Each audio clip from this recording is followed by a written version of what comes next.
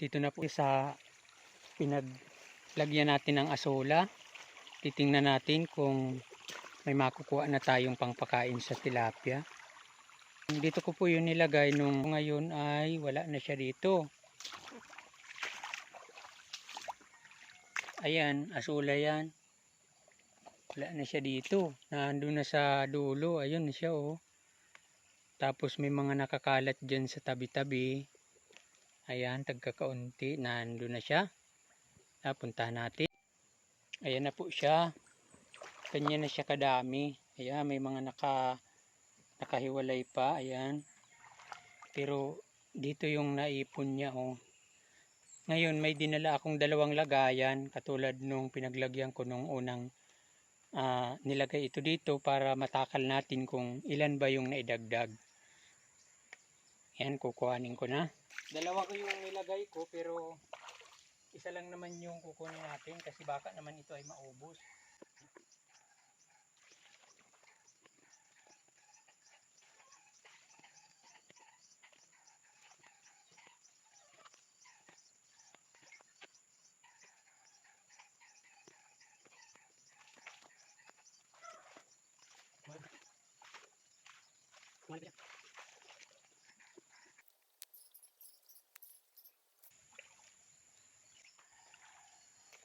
So ayan, dalawa po yung nakuha ko sa loob ng isang linggo.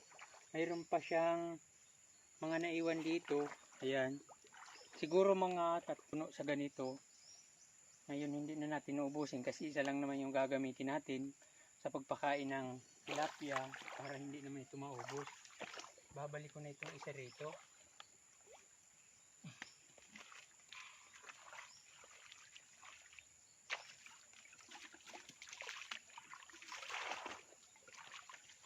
Ayan. Pakain na natin sa tilapia. Punta na tayo sa fish pan para ipakain itong asola. Titingnan natin kung talagang kakainin. At pagkatapos nito ay pero hindi natin uubusin kasi papakain din natin sa manok at sa gansa.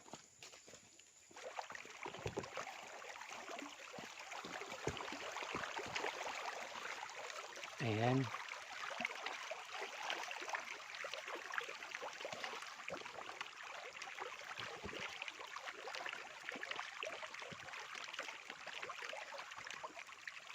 Kain na natin. Ito yung asola.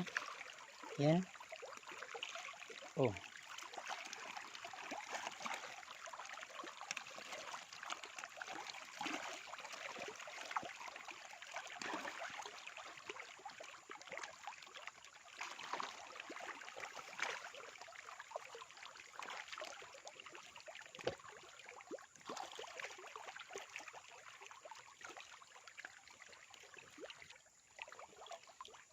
Ayan. Ayan, kakaunti na lang yung tira.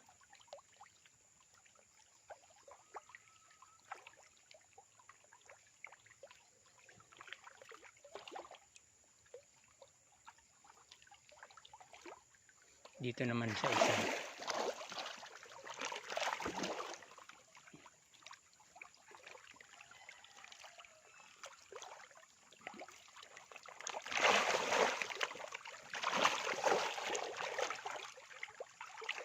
Ang bilis mawala. Ang lalakas nito dito ah.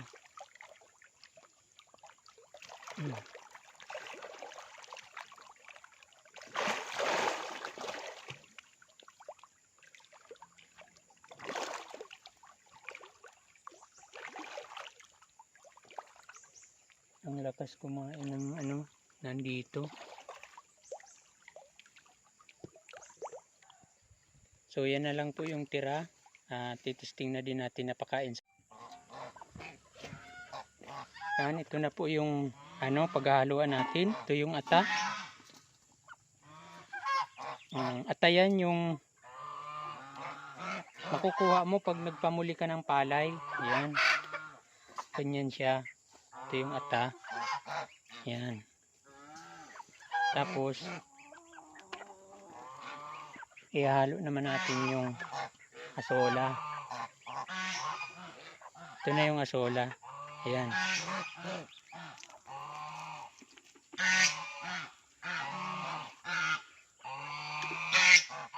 Ito na po yung asola.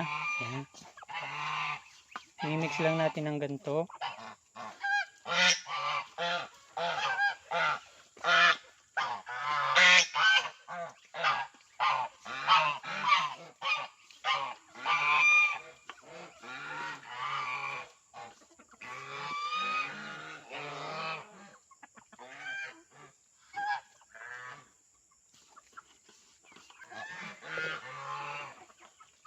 Ito na po yung itsura ng asula at nung ata.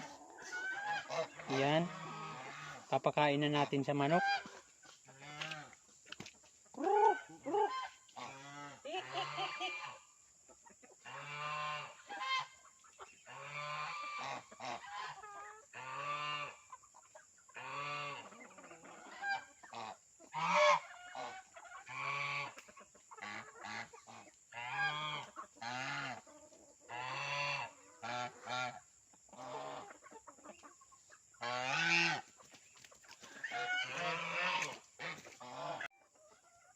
Mamaya niyang pagkatapos ng gansa, yung mga manok naman yung kakain. Kaya palit-palitan sila, yung mga manok naman yung kumakain. Mamaya tingnan natin kung naubos ba nila o hindi. Pagkatapos nilang magsikain. Tapos lalagyan din natin itong may isa pa kasi ako dito yung gansa. Ayan. Walang may bakod kasi.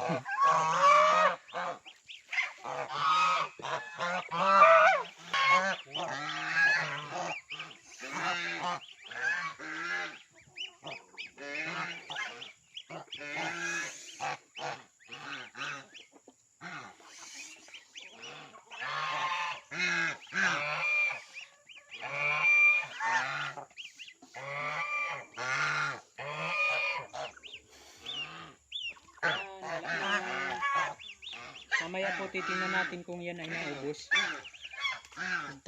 Pagkatapos nila magsikain.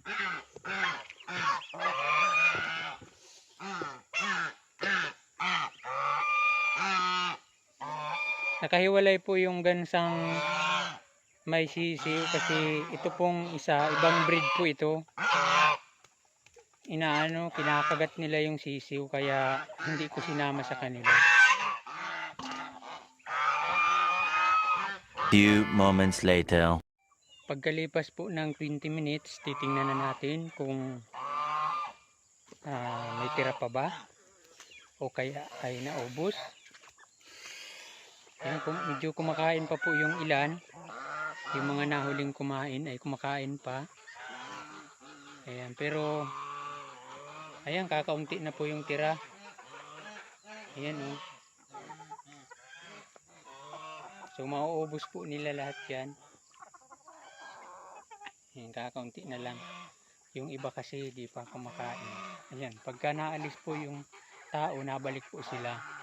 Yung mga hindi pa po yan busog. Ayan. Kaya mauubos po nila yan. Tingnan naman natin yung nilagay natin dito sa ganisa. Ayan, wala na po yung dito. Malakas kumain. Ayan, mayroon pa naman kaunti. Ayan. Minsan pinipili nila yung green. Wala na yung asola. Nakikiano pa yung manok dito. So ayan po. Yan po yung pagkain ng manok na mataas po yung protein, saka yung vitamin E at vitamin B12. So maganda po yan sa katawan nila. Yan lang po yung pinapakain namin dito. Yan lamang po. Maraming salamat.